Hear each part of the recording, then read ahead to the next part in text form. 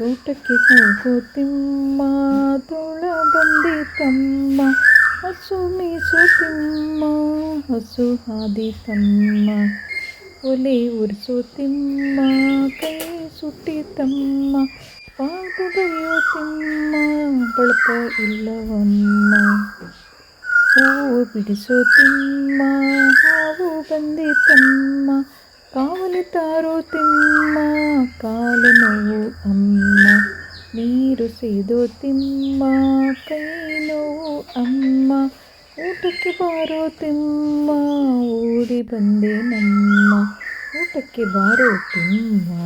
ಓಡಿ ಬಂದೆ ನಮ್ಮ, ತೋಟಕ್ಕೆ ಹೋಗೋ ತಿಮ್ಮ ತೋಳ ಬಂದಿತಮ್ಮ.